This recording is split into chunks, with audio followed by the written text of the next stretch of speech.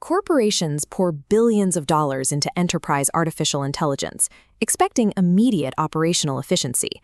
Yet, when you measure actual usage on the front line, adoption rates flatline. There is a massive disconnect between boardroom expectations and the reality of execution. This failure happens because most AI systems are designed for a theoretical version of work, rather than the environment where the work actually takes place. We call this designing for work as imagined. Work as imagined is the sterile, perfectly linear world of the standard operating procedure. In this model, every ticket is routed cleanly, every asset has a perfect maintenance history, and every step is completed in exact sequence. That stands in direct opposition to work as done. Work as done is the messy, physical reality of the front line. In this environment, technicians deal with missing asset tags, overlapping radio calls, outdated manuals, and intense pressure to get a stalled production line moving immediately. Executive leadership often operates with a critical blind spot. They treat the standard operating procedure not as a guideline, but as a literal behavioral description. The distance between that official documentation and the actual execution on the floor is known as process debt.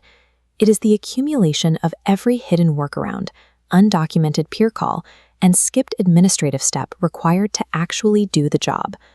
When you deploy an advanced AI model against that brittle, idealized standard operating procedure, you do not solve the operational friction.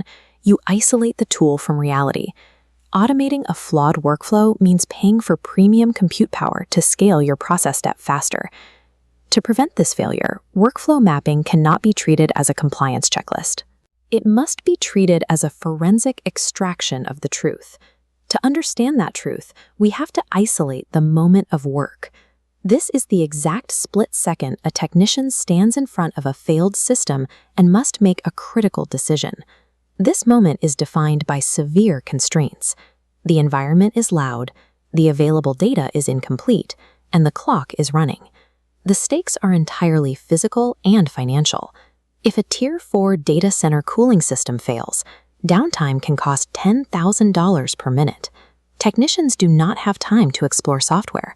Yet official enterprise tools regularly introduce friction precisely when speed is most required. They demand multi-screen navigation, complex logins, and mandatory data entry fields before offering any useful guidance. Faced with this, the frontline worker does what any rational operator would do. They bypass the official system entirely. They reach into their pocket, pull out their personal phone, and use unofficial channels to get the equipment running. Bypassing a multi-million-dollar AI rollout is not an act of frontline rebellion. It is an intelligent defense mechanism. The technician is protecting operational performance from unacceptable cognitive load. To capture exactly where that cognitive load occurs, we use a tool called workflow decomposition. We break the execution down from A to F to separate the fiction of the process from the reality of the floor. Take a baseline scenario. A high-speed packaging line shuts down. According to the manual, this triggers a strict 14-step recovery sequence. Here is how that actually plays out in our matrix. We start with step A, the trigger. The official process claims the workflow begins when the dashboard registers an alert, but in reality, the operator heard an anomalous grinding noise minutes prior. For step B, the initial action, the documentation requires the technician to log into the corporate diagnostic app. Instead, they physically inspect the belt and start a WhatsApp video call with a senior peer. That informal peer network, operating entirely outside the view of IT, is the true diagnostic engine of the facility. If your AI model is trained strictly on the SOP, it misses these initial steps entirely. It is already blind to the cues and knowledge networks that actually solve the problem. Moving to step C, decision points, we hit the bottleneck. The technician must determine if the vibration they are feeling is a catastrophic bearing failure or just normal wear and tear. This interpretation is the highest point of risk in the repair. It relies entirely on human judgment, creating intense psychological stress. To make that call, we reach step D, information inputs. The technician needs specific historical context about this exact machine. The official enterprise app requires 12 distinct screen taps to locate the asset history. Because that takes too long, the technician relies on their own flawed memory of what happened during maintenance 3 months ago. The mental effort required to navigate poorly designed digital tools while simultaneously diagnosing physical machinery under extreme time pressure is known as cognitive load. At the precise moment the worker requires absolute clarity to prevent a failure, the official system demands interface navigation. The software itself induces behavioral failure. This leads to step E, workarounds. The technician completely abandons the official diagnostic kiosk.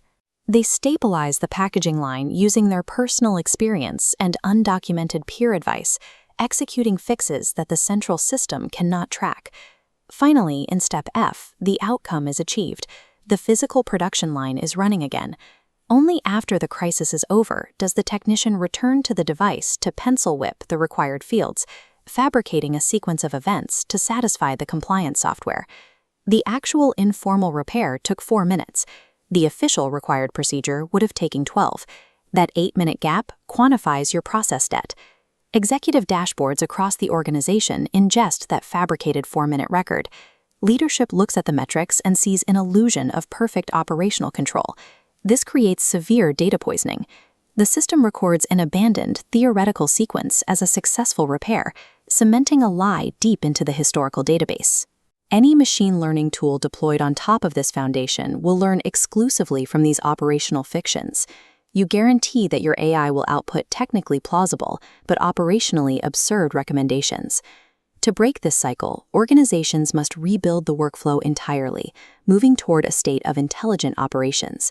The strictest rule of this redesign is simple: you must never automate a broken process. Digitizing a useless manual 10-field form into an AI-powered 10-field form yields zero operational value. Instead, apply the kill the form rule. Strip the workflow down to the absolute minimum standard of care, eliminating redundant approvals before AI is introduced. Once simplified, the technology model shifts. We replace manual, query-based searches with push-based intelligence.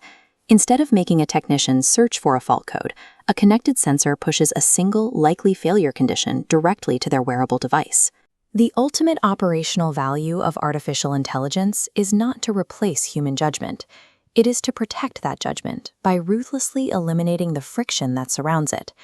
For that friction-free system to take hold at the front line, it requires a behavioral engine. We call this the trust loop. It starts with suggestion. The AI pushes context-aware, grounded guidance directly into the moment of work. Next is validation. The human technician reviews the AI's logic and confirms it matches the physical, real-world conditions they are standing in front of. Phase 3 is the outcome.